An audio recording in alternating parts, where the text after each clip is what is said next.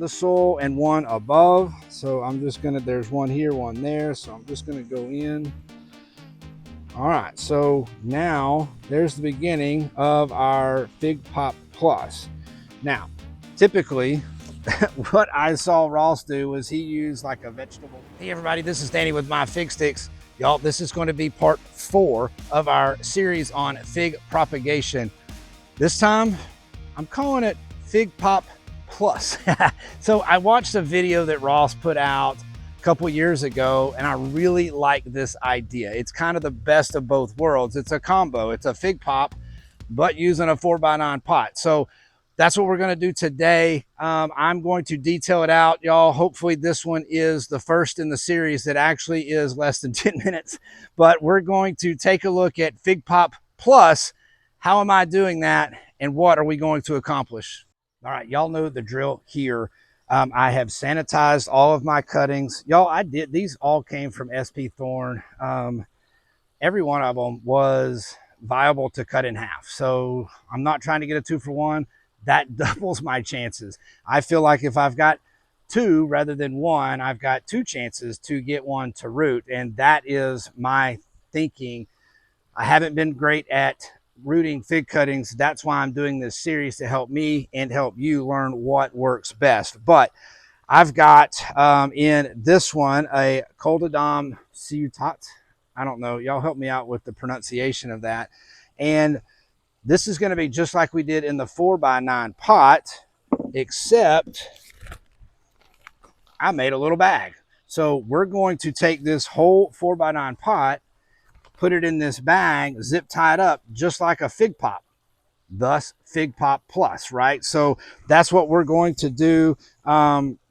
Again, I always cut the bottoms of my cuttings at an angle.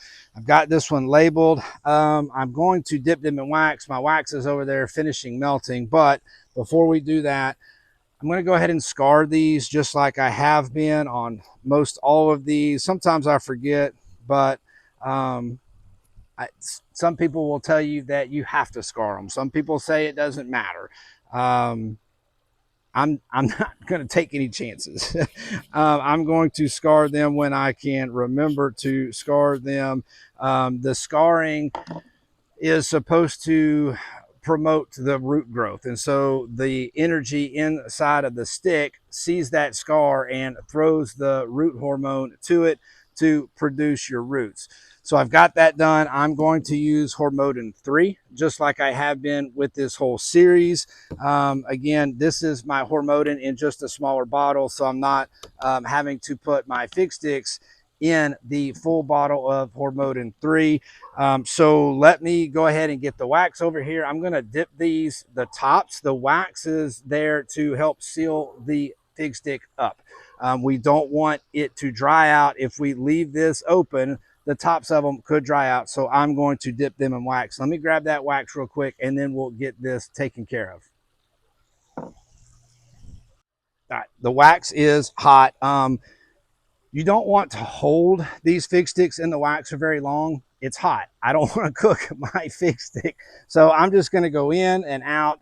Typically what I do is I'm going to put 2 coats on. From time to time, I've noticed like a little dimple or something in the top, and I don't feel like it's sealed well. So I'm just going to give it 2 dips in and out. That's it. I'm going to go ahead and do all of these. But I don't want them to dry out, which is what could happen. So you can see how easy that is. And then just give it a second dunk. Sometimes we get wax on that top node. Don't worry about it. When it goes to sprout, it'll push right through that top node without any issues. Okay, so the next thing, I'm going to make a dibble in my pot. And the reason I do that, I don't want to push any of the hormone off when I push it down through the Pro Mix. Now the hormone, so we've already scarred this one. I really like using this smaller bottle because I can really get in there and mix it around. So on this one, we're going to have 2 nodes below the soil and 1 above. So I'm just going to, there's one here, one there. So I'm just going to go in. All right, so now there's the beginning of our Fig Pop Plus. Now, typically, what I saw Ross do was he used like a vegetable bag, something. I didn't have one of those. So I took an 11-inch roll of vacuum seal bags, triple sealed it at the bottom to make sure that it is strong enough.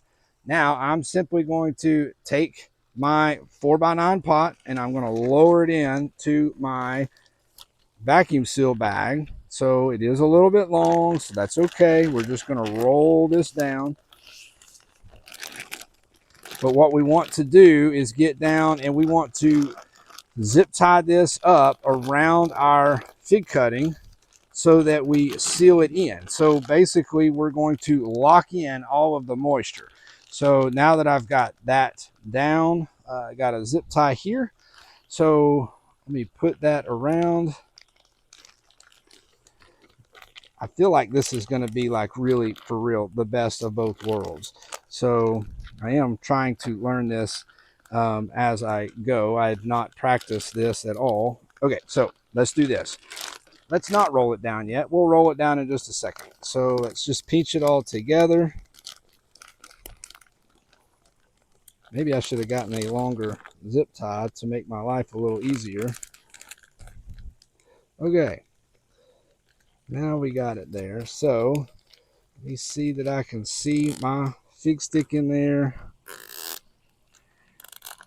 And there we go. So I've got that zipped up really tight.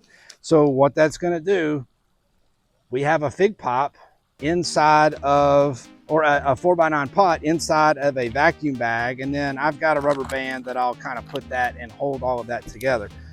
With the zip tie up against the stick, the moisture cannot escape. So essentially we're locking all of that in.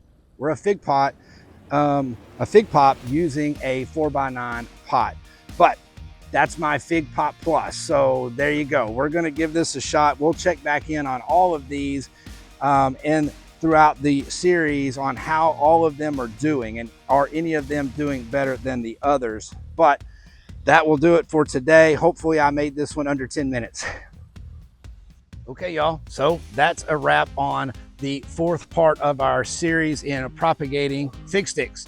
So this one was, I'm deeming it Fig Pop Plus. I got the idea from Ross Ratty's, nothing new. Y'all have probably seen it. But basically we're taking a 4x9 pot, potting up the stick, putting it in a bag and tying it up, turning it into a Fig Pop Plus.